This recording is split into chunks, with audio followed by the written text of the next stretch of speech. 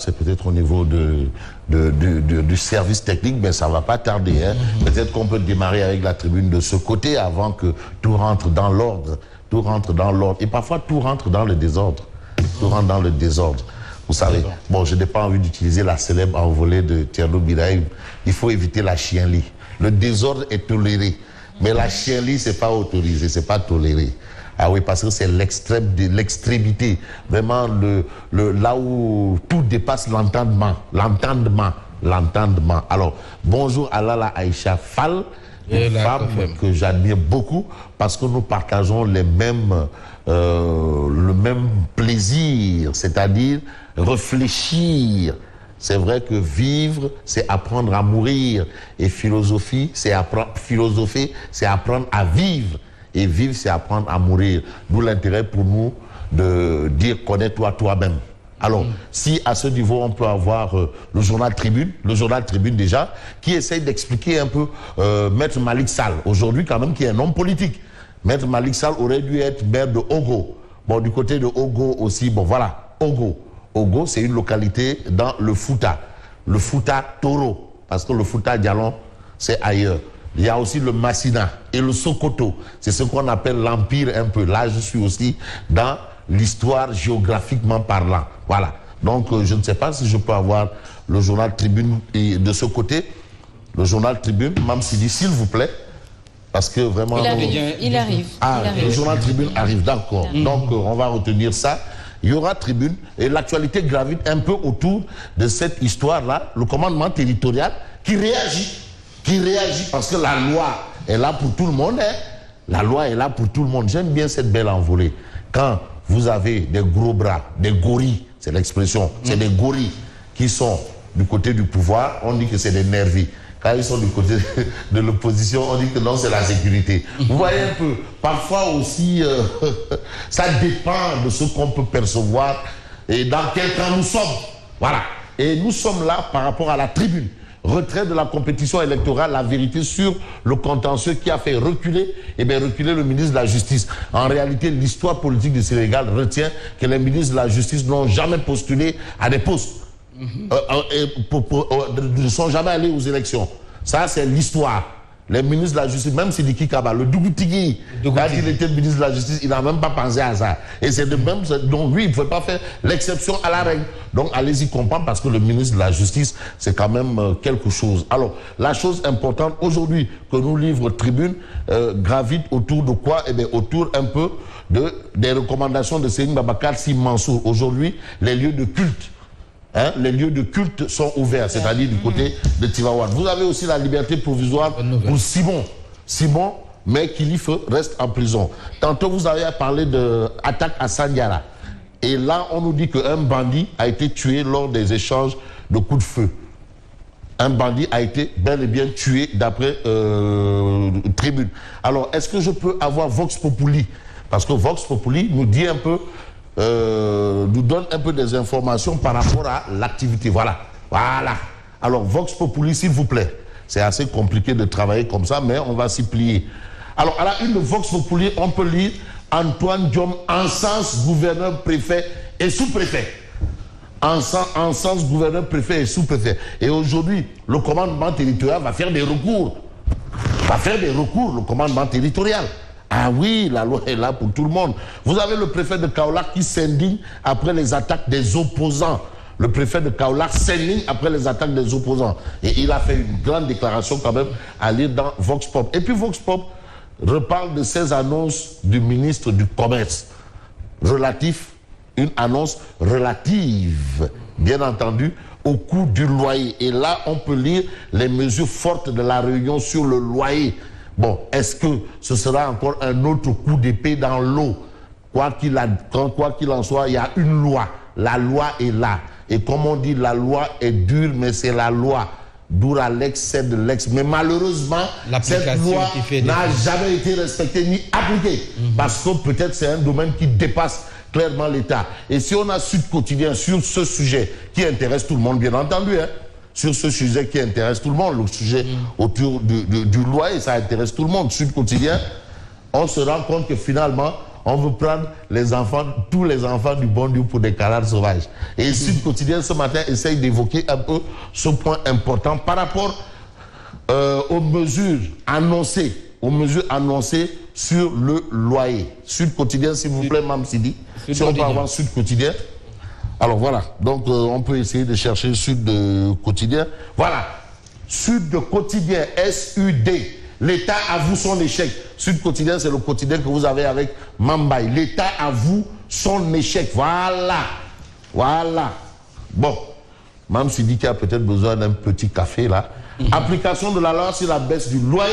L'État avoue son échec. L'État avoue son échec. Alors, Biraï, aujourd'hui, quand l'État avoue son échec, combien d'années après cette loi, qu'est-ce qu'on peut retenir dans le fond? Dans le fond, on a mis la charrue avant les bœufs. C'est tout simplement cela. Tout simplement. La charrue, on a mis la charrue avant les bœufs. Oui, puisque il y a une loi qui a été votée à l'Assemblée nationale, mais pour le suivi de cette loi, il fallait justement des mesures d'accompagnement en amont. Maintenant, plusieurs mois ou années après, on avoue qu'il y a eu des manquements. C'est parce que tout simplement, il y a beaucoup de choses qui n'ont pas été faites. Et c'est l'État qui avoue son échec. L'État qui échoue et qui avoue son échec. Oui, absolument. Et finalement, qu'est-ce que deviendront des citoyens? Absolument. Des citoyens ordinaires. Tout à fait. D'ailleurs, avant même l'application de la loi en elle-même a été très mal écrite. Je l'ai revue hier sur le loyer là, parce qu'il y a un bout de mot. Il y a un bout de mot qui a presque tout cassé. Quand on dit s'applique au contrat en cours. Voilà, c'est ce en cours là qui fait que désormais la loi là ne vaut plus pour l'avenir, mais elle vaut pour les contrats passés. Donc, il y a un problème de légistique, d'écriture de la loi qui pose problème. Deuxièmement, dans le fond, le gouvernement a fait des erreurs graves parce qu'il ne s'agit pas de faire des lois pour les prix des loyers. Il faut faire des lois sur le coût de la construction. Parce que c'est le coût de la construction qui va déterminer, sur la base de ça, vous pouvez faire un calcul pour dire que les prix vont varier entre la fourchette de ça. Je donne un exemple. Si moi, par exemple, je construis une maison, je fais entrer tous les coûts, le foncier, le ciment, etc. Je calcule le coût et je dis que, par exemple, cette maison-là, sur 20 ans, ça va être amorti. Donc, sur ces 20 ans-là, je peux calculer le montant équivalent au paiement du loyer. Mais ici, les gens le fixent de manière arbitraire. Par rapport à la zone, on dit que 250 000, sans pour autant que, bizarrement, qu'est-ce qui le laisse? Quand vous louez une maison à partir de 20 ans, normalement, vous ne devez plus le louer parce que cette maison-là, elle est amortie. 20 ans, vous l'avez louée. Donc, normalement, ça doit être zéro. Donc, on ne fait pas sur le prix. L'État n'a pas à entrer dans ces détails-là. Il fait sur les coûts du loyer, en disant que pour les loyers ou des maisons où il y a par exemple, tel quartier, où c'est des carreaux, etc., c'est de fourchette de temps à temps. Dans des zones, etc., où la maison forestière, c'est de temps à temps. Mais non seulement la loi a été très mal écrite, mais ils se sont faussés d'angle d'approche. Et que là où je vais terminer, Monsieur le Président, le gouvernement du Sénégal, je parle, mais mettez en place un fonds d'investissement spécialement dédié au logement.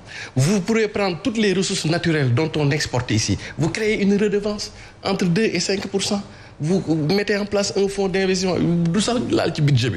Ce fonds d'investissement-là, que pourquoi 150 000 par an, fonds d'investissement en charge, quand SICAP et SNHLM migrer dans le moyen au standing, quand les privés vont faire dans le luxe. Comme absolument. Bon, mais en attendant peut-être la loi, en attendant peut-être le projet de logement, voilà, sociaux, on peut retenir que l'As quotidien, par exemple, parle de diagnostic d'un secteur hors contrôle. Parce que ça aussi, c'est une autre notion. La notion, c'est que le secteur est hors contrôle. Alors, hors contrôle, non-application des textes, charges exorbitantes des bailleurs, absence d'accompagnement. Est-ce que c'est une bonne nouvelle de dire que désormais, ce sera 2 mois? 2 mois. Donc, on a enlevé 1 mois. 2 mois. Ça, c'est une autre paire de manches. Si on applique, peut-être c'est une bonne nouvelle. Bon, si on applique, parce qu'aussi, on parle de secteur hors contrôle. Parce qu'il y a pas... Il faut d'abord contrôler les gens qui sont chargés. Mais non, il faut aller dans un truc simple. Mais même les prix des boutiquiers varient selon d'une boutique à une autre. Le prix d'un produit varie d'une boutique à une autre, à même pas 100 mètres. Alors, mais comment on fait? En plus, il n'y a pas que cette loi où on peut parler d'échecs. Il y a également, par exemple, la loi contre l'utilisation des sachets plastiques. Oui. L'application fait défaut. Donc il y a toujours les sachets plastiques. Bien sûr. Ça existe toujours. Ah, bien sûr. Il y a également la loi qui interdit donc de fumer dans les places publiques. Ouais, là, ça ne me concerne pas. Non, je sais. Je suis votre regard. Ça ne me concerne pas plus. Bon, bref.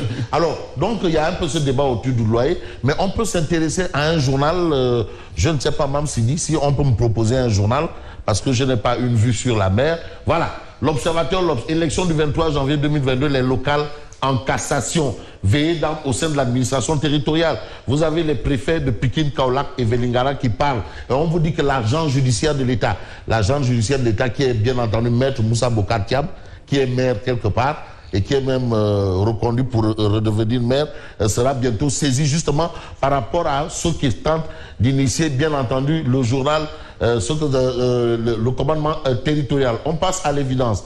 Alors, l'évidence quotidienne parle de quoi? Une affaire puante, contentieux foncier à Louga. À Karim Khan, chef de service cadastral, poursuivi pour 9,5 millions et visé par d'autres plaintes. Et qu'est-ce qu'on retient? Par rapport justement au rejet des listes et sorties publiques de la tutelle, l'opposition en colère contre le ministre, bien entendu, de l'Intérieur. Vous avez Souleymane Ndiaye, leader de S2D, Yonouna Tanguy, qui déclare « Nous n'allons pas laisser la mairie de Ziguinchor entre les mains d'aventuriers ». Le mot est peut-être fort pour parler d'aventuriers et non Ousmane Diaby. On peut essayer de s'intéresser au journal, bien entendu, de Direct News, s'il vous plaît, s'il vous plaît. Donc voilà un peu les fortes propositions pour réduire les coûts du loyer. C'est à la une du journal Les Échos, sorti de la version traduite en arabe du livre Le Sénégal au cœur. Les positions de Macky magnifiées dans le monde arabe.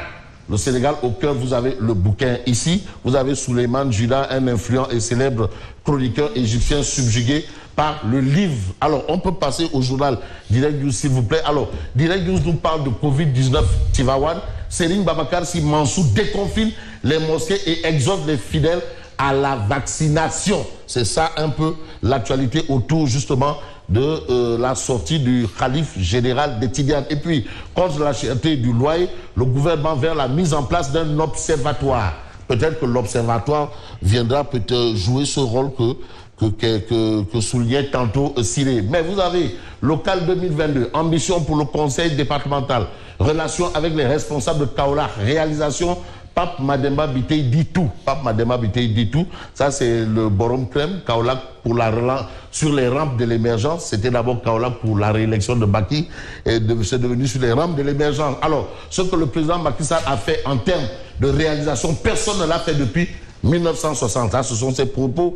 Et puis l'autre propos, c'est de dire que il est question pour lui, il est investi pour être président du conseil départemental de Kaolack. Il sera question d'investir sur la santé, l'éducation et le sport. En tout cas, pour l'instant, l'homme a des ambitions pour sa localité. On peut prendre un autre journal au pif, hein, si ça ne dérange personne. Un autre au pif. Voilà, 24 heures quotidien, la cherté du loyer au scalpel. Au scalpel, attention, les enfants, le mot scalpel. Aminata Assoum Diatta, nous allons proposer au président de la République la mise en place très rapidement de l'Observatoire du loyer du Sénégal. Est-ce que c'est la solution? Il y a le recteur, mais pour l'instant, des agents dédiés vont uniquement travailler sur la question du loyer pour que toutes les préoccupations soient efficacement prises en charge. Voilà ce qu'on peut retenir justement par rapport à cette idée du loyer. Donc on peut aussi souligner que cette situation-là, en tout cas, quand on voit la ministre du Commerce se démener, on comprend aisément que le président de la République en fait une affaire parce que c'est peut-être un point noir. Alors, on termine avec ce journal, justement, le journal que vous aviez montré tantôt. Il s'agit de quel journal d'ailleurs? Il s'agit du journal Dakar Times. L'éducation au Sénégal, le